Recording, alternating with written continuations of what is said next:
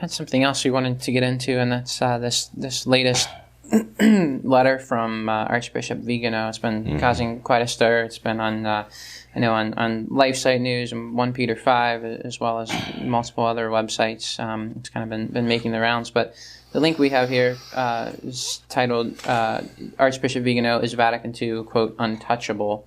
This is from the 1 Peter 5 website, and there's a lot of really interesting things in here that Archbishop Viganó says, and I guess he's replying to a commentary from Peter Kwasniewski, talking about some of the points that he's made. But I mean, there's a lot of really weighty things that he says in here, Father. He seems at one point to imply, at least, that Francis's church is operating as a dictatorship.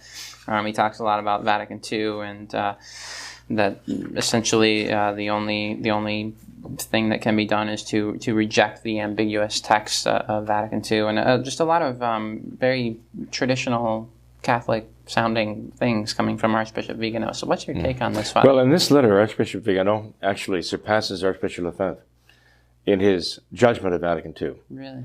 Yeah, he actually goes beyond the rejection of Monsieur Lefebvre, because Monsieur Lefebvre's official position was that Vatican II must be interpreted in the light of tradition. And Archbishop Viganó here actually, well, if I understand it correctly, even rejects that and says, no, even that is something that should not be acceptable to Catholics. So, no, Archbishop Viganó clearly has an admiration for Monsieur Lefebvre, as I do, as I believe you do, and rightly so. But Archbishop Viganó's analysis of Vatican II, I think, is spot on here. I think he really, really sees it for what it is. Now, does he see it in all of its implications? I don't think so. Does he see the nature of this so-called council? I think he's really appreciating it more and more. And if I may just cite some statements that he makes here. By the way, this did appear on the 1 Peter 5 website. The letter is signed Carlo Maria Viganó, Archbishop, dated September 21st, so just yesterday. The Feast of St. Matthew the Apostle and Evangelist, and it says it's an official translation from the Italian by Diane Montagna, who is known as a correspondent, I believe, for LifeSite News. So I would expect that LifeSite News has something to say about this. But Archbishop Viganó begins this letter here by referring to Peter Kwasniewski's recent commentary. And Dr. Kwasniewski's commentary was entitled, Why Viganó's Critique of the Council Must Be Taken Seriously. And Archbishop Viganó said it impressed him greatly. He points out a statement made by Peter Kwasniewski in his commentary, which Archbishop Viganó appreciated very much. He said, what I am particularly pleased about is that, quote, ever since Archbishop Viganó's June 9th letter and his subsequent writing on the subject, people have been discussing what it might mean to annul the Second Vatican Council. That's pretty interesting. Yeah. He used the word annul, to nullify the Second Vatican Council. Yeah.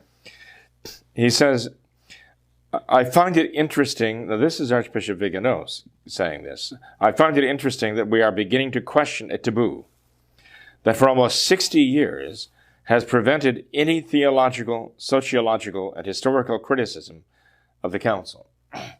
Now, Archbishop Viganó has already said in previous writings that it took him 60 years of trying to work with and under this council to realize what a travesty it really is, and come to the conclusion it has to be buried, it has to be annulled. And so when he says 60 years it's been 60 years since this council took place, and he's saying it's taken that long now to finally begin to question what he calls a taboo, to really evaluate this council. And he goes in the course of this letter now to examine what that taboo has been and why it has been taboo. In other words, why it has been something forbidden. Absolutely. Anyone should question this council. And he talks about the problem of the council, the problem the council presents, because he said during the course of the last 60 years, so many things of the church have been called into question by the modernists who uphold Vatican II. He said at the same time they're calling into question the canons of the Council of Trent, the syllabus of errors, Pascendi, and so on, Humanae Vitae of Paul VI, and so on. While they're calling all of that into question, the one thing they say you cannot question, you must never question, or even question about questioning, is Vatican II. Right. Yeah. That's the one thing that remains absolutely sacrosanct. And this is what he condemns. He says this is wrong. He says, I already expressed my opinion on the hermeneutic of continuity theorized by Benedict XVI and constantly taken up by the defenders of Vatican II. Now, this is very interesting here, I think, because Archbishop Viganó is actually criticizing this whole idea presented by Benedict XVI, who is held up to be the apotheosis of orthodoxy since Vatican II, right? And but Viganó says, Archbishop Viganó says, his hermeneutic of continuity not only doesn't make sense, it actually is an argument against Vatican II. Because if you keep reading, you come to the idea, what he's saying is, if Vatican II needs a hermeneutic to explain it, it tells you there's something already gravely wrong with it. That's never been needed before in any So other. it's never been needed before for any other council, because the hermeneutic is to explain it. Is to explain it. And he says the whole point of the council was to explain and clarify the faith. Yeah. And if the council needs a hermeneutic to explain what it really meant, he says already you have something that is altogether unique, right, and utterly reprehensible in terms of Catholic teaching. So he says if the council needs a hermeneutic to explain it, try to explain it in a Catholic sense, it's already defective. There's something gravely wrong with it. And what does that say not only about Benedict XVI's idea of this hermeneutic of continuity, that you have to explain the council, as a continuation of what the Church has always taught before, and Monseigneur Lefebvre's explaining or interpreting the council in the light of Catholic tradition, because they seem to be the same idea. But that's why I say Archbishop Viganó has actually taken a step beyond that and said if we need that hermeneutic of continuity, if we need to interpret the council in the light of Vatican, in the light of Catholic tradition, then we already have a serious problem with this. He said, which should call the whole thing into question. And he talks about the analogia fide, the analogy of faith. As the idea that we're going to use the analogy of faith as our fundamental basis for conducting this hermeneutic of explaining what the council really meant. But he points out in here later on that the analogy of faith can only apply to truth. The truths of the faith, it can't apply to error.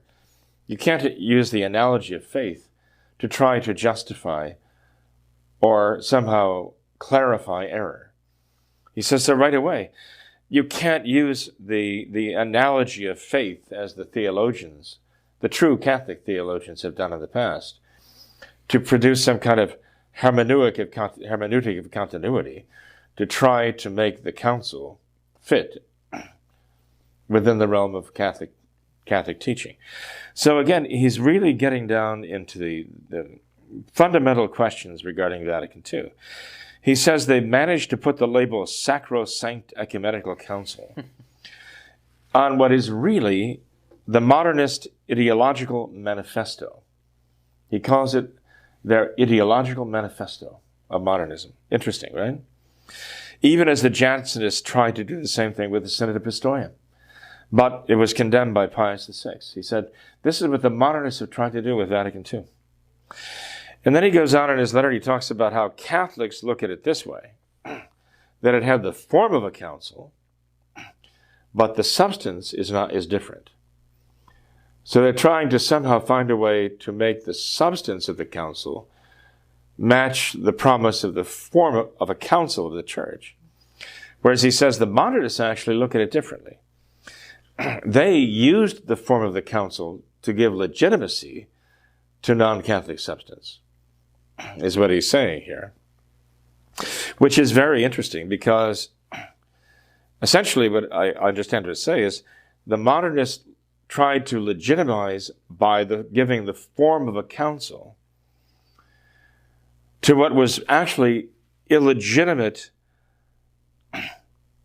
substance, to illegitimate substance that is not Catholic. Curious that he would actually make a statement about that. But, you know, he goes on to even say this. You talked about dictatorship. He says tyrannies and dictators do this. He says they try to give legitimate form to commands, propositions that are actually illegitimate, to give them the veneer of authority so that people will accept what they know, if not by faith, by reason, they know this is not true, this is not right.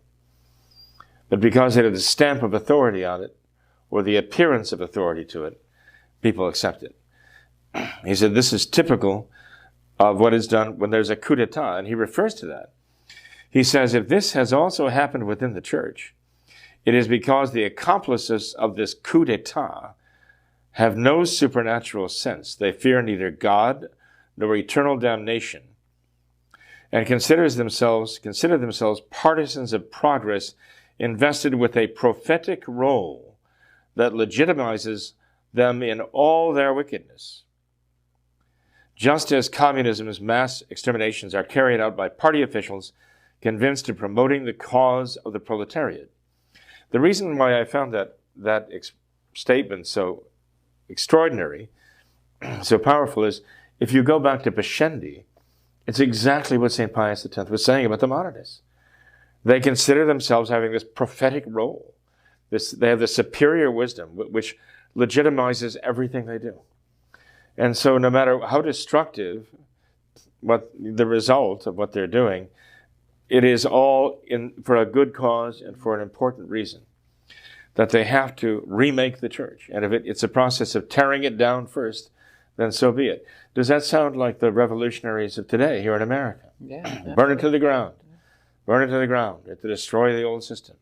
Well, the modernists, all progressives of all stripes, all go back to the same, what he says, a hatred. They neither fear God nor damnation, and consider themselves partisans of progress, invested with a prophetic role, which legitimizes all that they do. That is so true. I have to congratulate Archbishop Viganó in not only seeing that, but in expressing it so powerfully. You know, not many people could express it so well, but it's hard to read it and not be impressed by it. And Father, isn't that like the very definition of Marxism? Isn't that? This is the whole idea of Karl Marx. Yeah. Tear it down, right? I mean, violence, destruction. That's his method. That is the practice of the faith, Marxism. His religion is destruction. Modernism is spiritual. Modernism Marxism. is basically spiritual Marxism. Yeah. Well, Tom, I made that point before, actually, because in what year was Pascendi written? 1907. In what year did Our Lady appear to Fatima? 1917. 1917. 10 years later. Yeah. Pius X is warning about the revolution in the church. Yeah. And Our Lady was warning about the errors of Russia spreading throughout the world. Yeah. Right? Marxism. Yeah. Right? The two are absolutely related. Yeah. They're bedfellows, sad to say. And he goes on in the very next paragraph. He says, in the first case, the analysis of the council documents in the light of tradition.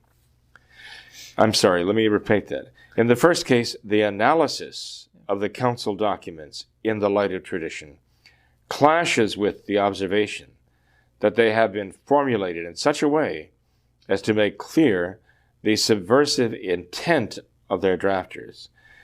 This is something that he's making clear here. Those who drafted these documents were subversive of the faith.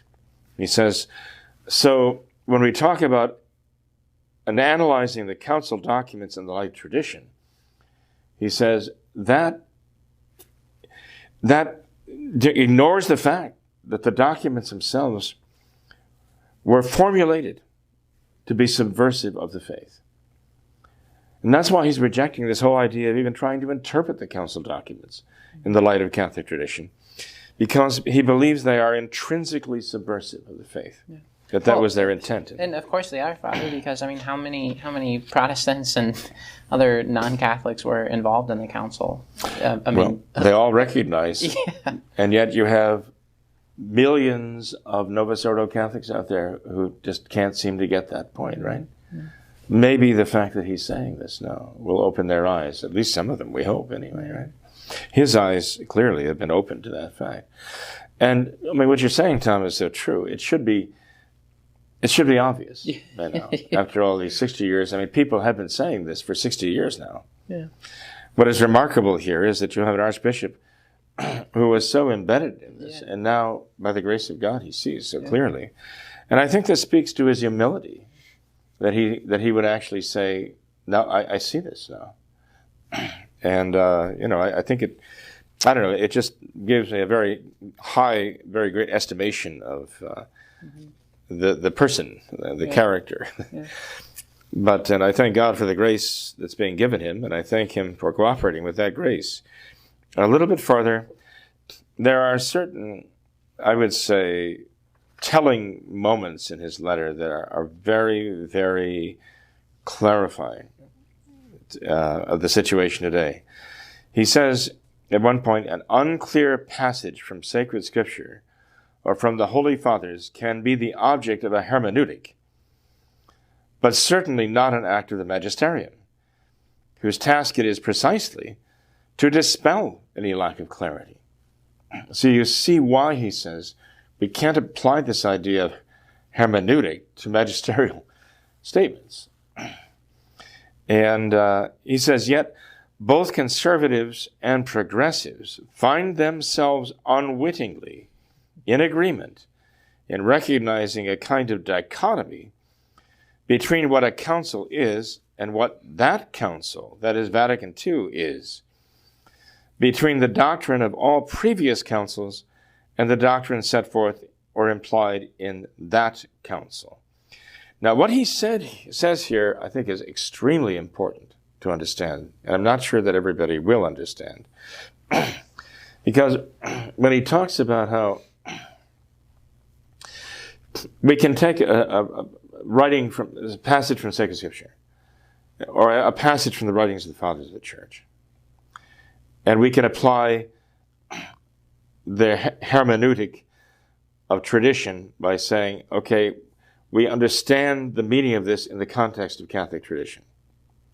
But he says, when it comes to a magisterial decree, the whole purpose of the magisterium is to supply that hermeneutic and to make clear what the fathers have said and what the sacred scriptures say. If you have to apply a hermeneutic to make clear what the magisterium is saying about making clear what the fathers are saying, that completely goes against the point of the magisterium. Right. And it's so important that he's saying that by the conservatives in the Novus Ordo going along with this idea now of trying to explain the council in the light of Catholic tradition, they're actually agreeing with the progressives. They're agreeing with the leftists. They're actually agreeing with the modernists. They're finding that some kind of a dichotomy, saying, well, there are all the other councils which explain the place perfectly clearly. We don't need a hermeneutic about them. But for Vatican II, we need a hermeneutic there because it's something unto itself. It's like a different species of council. And he says, here we have the conservatives and the leftists, the modernists, coming together in agreement. He's pointing out part of the problem we're talking about here with those emails we addressed here. Yeah, exactly. The conservatives and the progressives coming together on certain agreement about certain things, on modernist principles. Yeah. I find this to be very, very telling that he's saying this. In the past on this program, I pointed out that the conservative New Order Catholics are actually redefining the papacy according to Francis and what he's doing. Like Francis is redefining the papacy for them. Even Dr. Peter Kwasniewski kind of implied this, that, well, we've learned things about the papacy as we've gone through history, and we've discovered that popes can do things that we didn't think popes could do before. And now, as if to say, now that we know with Francis, because certainly he's the pope, you can't question that, now we've learned that popes can say things and do things like this, that in the past Catholics would never have said that popes could do. So he was actually acknowledging we're redefining our understanding of the papacy by Francis and his understanding of the papacy. But you see what Archbishop Viganó is saying here. He's actually going me one better. He's saying that the conservative Catholics have actually for 60 years now been redefining their whole concept of a council. He's saying what I hadn't even thought of yet. The Novus Ordo Catholics are redefining the papacy, according to Francis.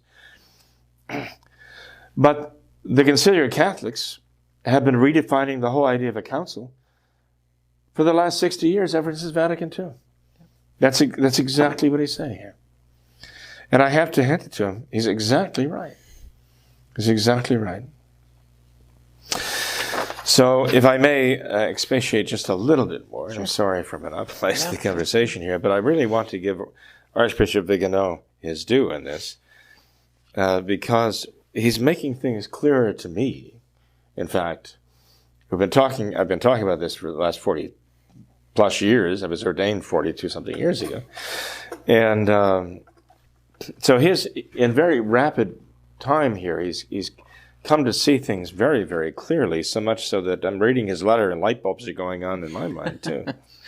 He says, it isn't possible to change reality, to make it correspond to an ideal schema, if the evidence shows that some propositions contained in the council documents, and similarly in the Acts of Bergoglio's Magisterium, are heterodox, and if doctrine teaches us that the Acts of the Magisterium do not contain error, the conclusion is not that these propositions are not erroneous, but that they cannot be part of the Magisterium.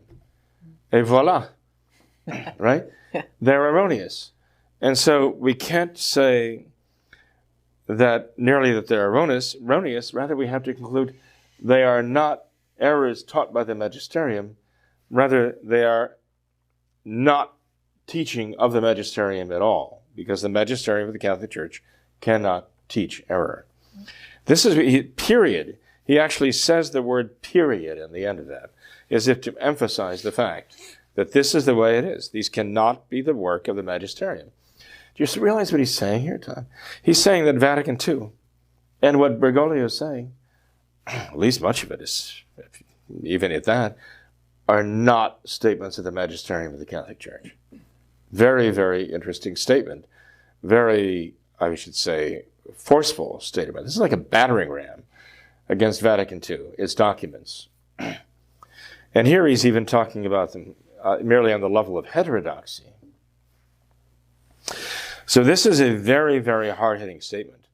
And he goes on, hermeneutics, again, he's trying to make this point perfectly clear so he can understand everything else he's saying and his conclusions. Hermeneutics serve to clarify the meaning of a phrase that is obscure or that appears to contradict doctrine. Hermeneutics are not used to correct error. And that's why he says you cannot use that to substantially correct an error after it has been spoken. You cannot use this method to try to fix Vatican II. And his whole point here is you can't fix Vatican II. So, again, we have the cancel culture today, right?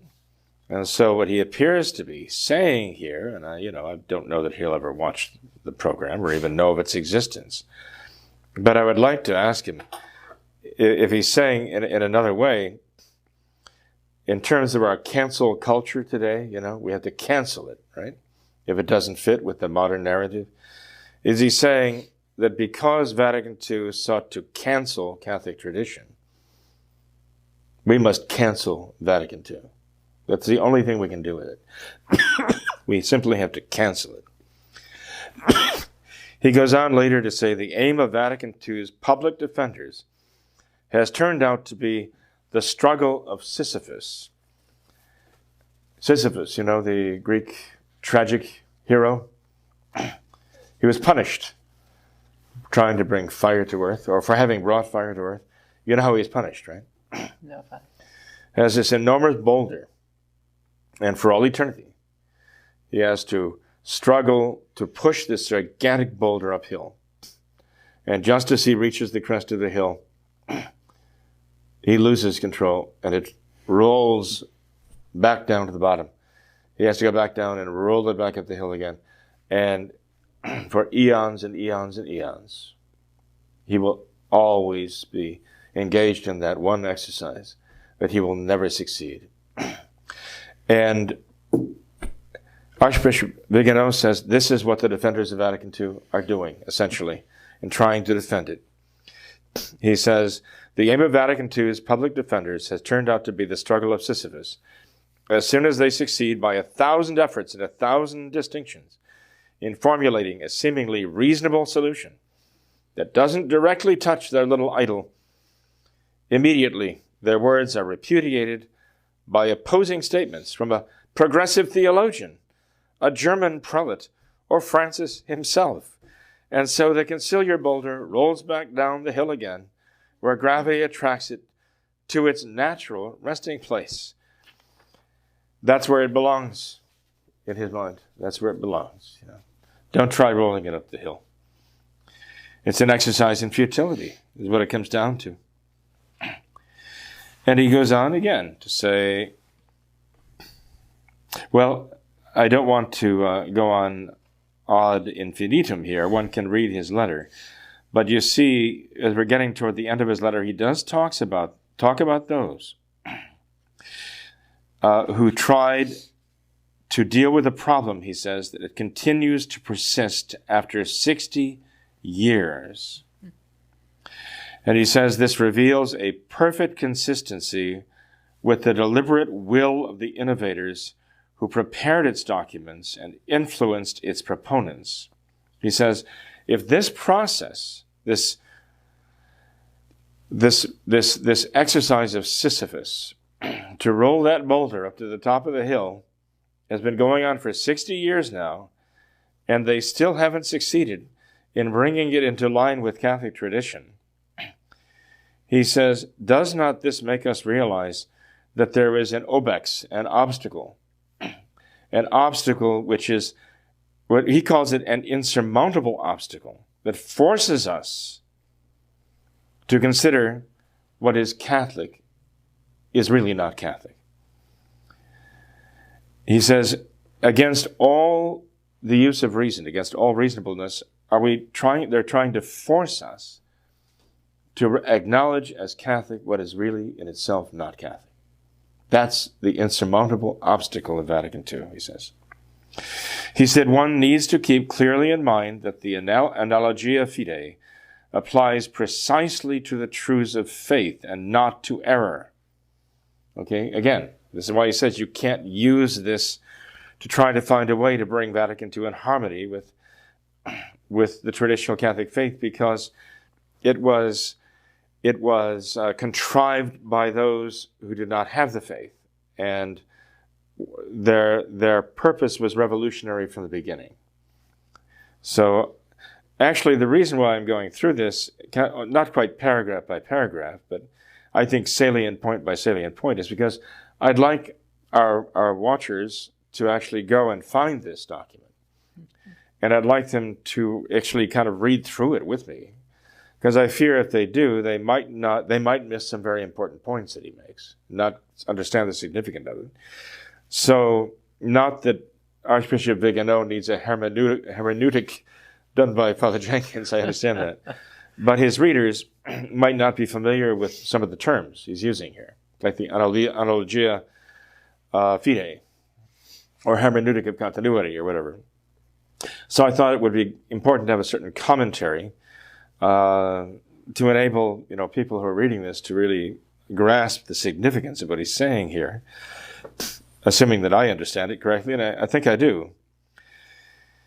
He says, the central vice, therefore, lies in having fraudulently led the Council Fathers to approve ambiguous texts, which they considered Catholic enough to deserve the placet. Placet means their approval. And then using the same ambiguity to get them to say exactly what the innovators wanted them to say. So notice he says the central vice involved in all of this process of Vatican II and its 60 years of effort to Catholicize it is in having brought in these documents so ambiguous that Council Fathers would approve them. And then the modernists using the ambiguity to drive home the heterodox point. Now, we've been saying this for years. Acknowledge, this is not news to you or news to many of our listeners here. But Archbishop Viganó sees that very clearly now, and he expresses it very, very well. So, when for example, Dietrich von Hildebrand writes The Trojan Horse in the City of God, and he talks about Vatican II being this Trojan horse that has been put together for the destruction of the city. I mean, he's already said decades ago, he's already made this point. But the point needs to be remade and remade and remade. It needs to, for every generation, for everyone that comes up. We have to constantly try to drive the point home of the reality of what's happening here, what the revolution is doing. In fact, that entire paragraph, I think, is important enough to read it. It's not that long. The central vice, therefore, lies in having fraudulently led the Council Fathers to approve ambiguous texts which they considered Catholic enough to deserve their placet, and then using that same ambiguity to get them to say exactly what the innovators wanted. Those texts cannot today be changed in their substance to make them orthodox or clearer. They must simply be rejected, according to the forms that the supreme authority of the Church shall judge appropriate in due course, since they are vitiated by a malicious intention. You see what he's saying here? They are corrupt already in the egg, right from the start, right from conception, by the malicious intention of the modernists.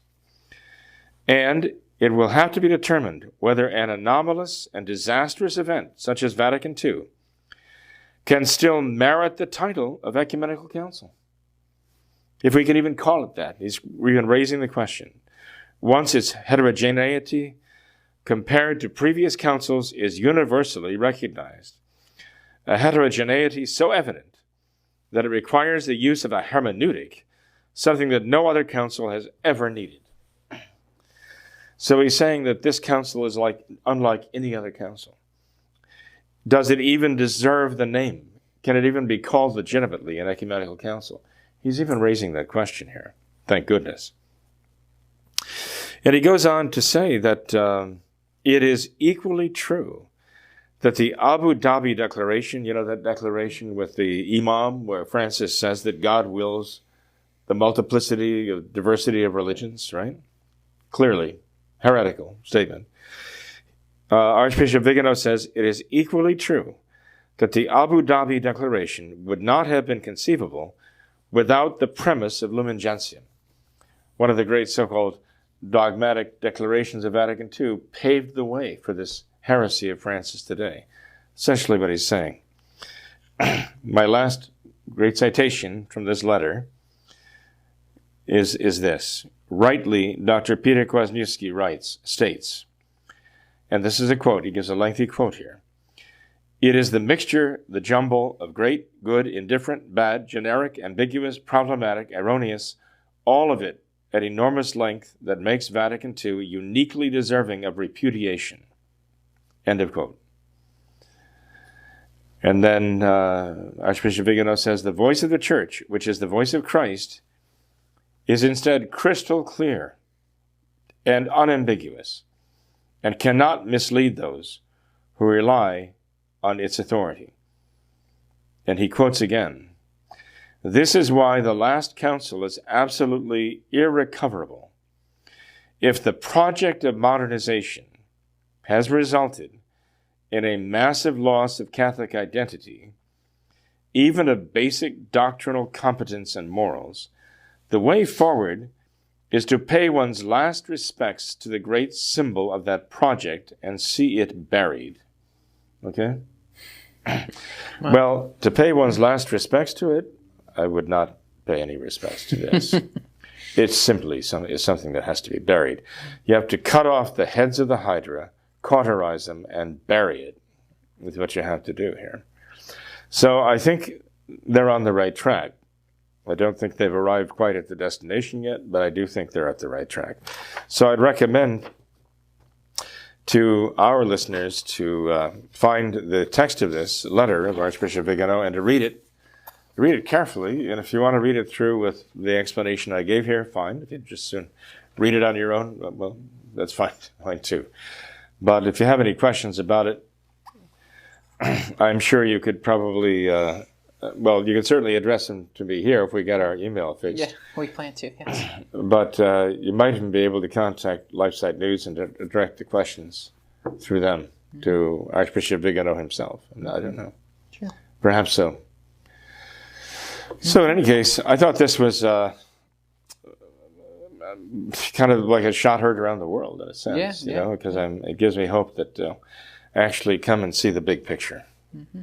Definitely. Well, Father, thanks for going through all of this with us tonight, and thanks for your help with the other questions as well. And thanks for everything you do. Well, God bless you. Thanks to our viewers. And I ask you to please pray for some special intentions. I just got word before the program that a very, very dear soul passed away. Some we've known, Catholic friend, you know, their family, part of their family. And it's hit pretty hard. But I can't even mention the name because even the family is not entirely informed yet. But I do ask you to pray for a dear soul who just passed away earlier today. Absolutely. I thank you for that. Yep. Thank you, Father. Thanks to all of our viewers as well for watching this episode of What Catholics Believe. Until next time, we ask that you all remember the words of Our Lady at Fatima, to consecrate yourselves and your families to the Immaculate Heart of Mary, and to pray and do penance. Thank you, and God bless you.